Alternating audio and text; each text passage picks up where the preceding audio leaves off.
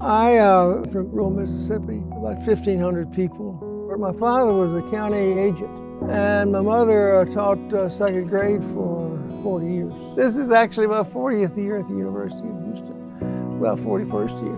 Tell you what's kept me going is community. I've gotten to know dozens and dozens and hundreds of students whom I know today. Well, when we started putting the honors program together, we started building it as a college. And so it was a college before it started being called a college. It started being called a college, I guess, in January of 1993. Something I'm really pleased about, it's the Phi Beta Kappa Watch. I was awarded as an honorary member of Phi Beta Kappa a couple years ago. And this signifies something of the distance the university has come. We had to find 70 students to be in the honors program. Barry Muniz was the provost. So Barry got together a recruitment group.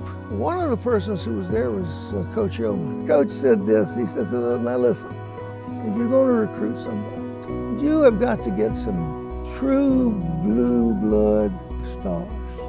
And you're going to have to give them scholarships. And that's true on the football team, and that's true on the basketball team, and that's true in calculus. My immediate family is my wonderful wife, Sybil. Sybil is a writer. She taught for a long time, but she has 8 books. She's a poet. She's the most important person in my life. Then there's my son, Barrett, his wife, and they have 2 daughters. And both their parents are graduates of the Honors College at the University of Houston, and they really are quite fine. There are a few persons in my years here who have made a difference to me. One, of course, has been Bill Monroe. A second of whom is Steve Langfer, both of whom remain alive and both of whom remain great friends and very important to the Honors College. But a third of which was Professor Ross Lentz. Ross was one of my closest personal friends, and it was from him that I learned a great deal, and I miss him every day. My brother was deputy director of NASA. So I got to know through him a number of outstanding leaders. He was himself an outstanding leader. But you can point to a good number of organizations and institutions which grow and flourish because they have continuity of vision and continuity of leadership.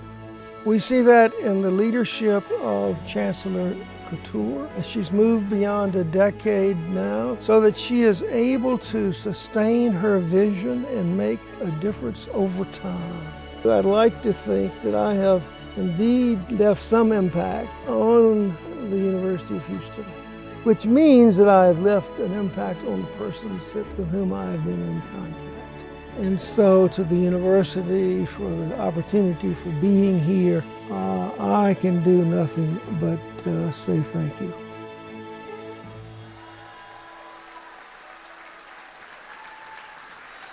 Presenting Ted with his award tonight is Dean Bill Monroe from the University of Houston Honors College. I get a sense they like you. Ladies and gentlemen, Ted Estess.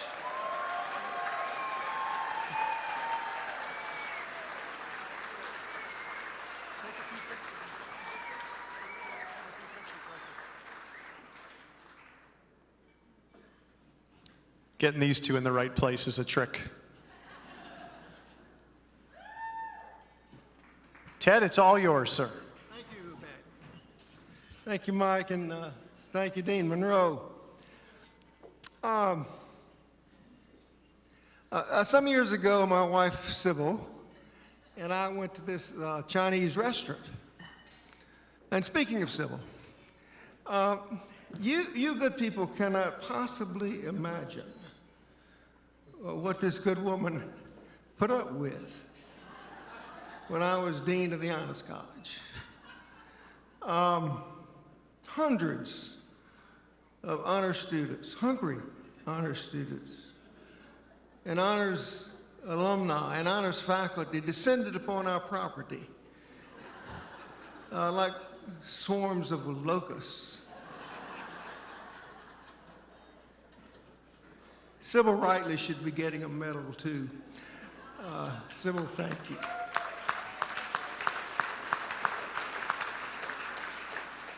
Now, I bragged about our son Barrett and his wife Brianna Bassler in the video, but I'll do it again. They're both graduates of the Honors College, and I can attest to the fact that they are very well educated persons. And they have two wonderful children, Ted Estess, you may have seen her making her appearance, and Zolly B. Estess. Hey, they've already asked for the medallion, so they are my Edelweissen. Anyway, Sybil and I were at this Chinese restaurant. And we finished the meal, and we got our little fortune cookies. I love those cookies, don't you? So I opened up my fortune, and it said, "You appeal to a select group of confused people."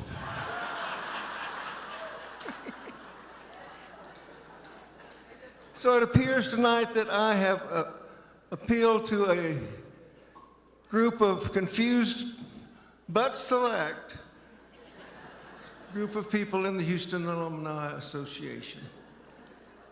And despite your manifest confusion, I am deeply grateful. Thank you.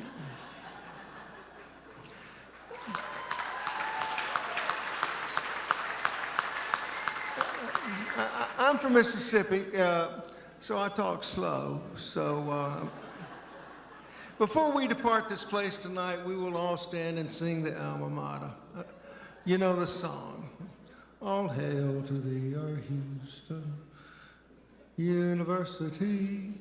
Our hearts fill with gladness when we think of thee. Now, of course, our hearts fill with gladness because of the memories we have of our time at the university. We remember some things that we learned, books that we read.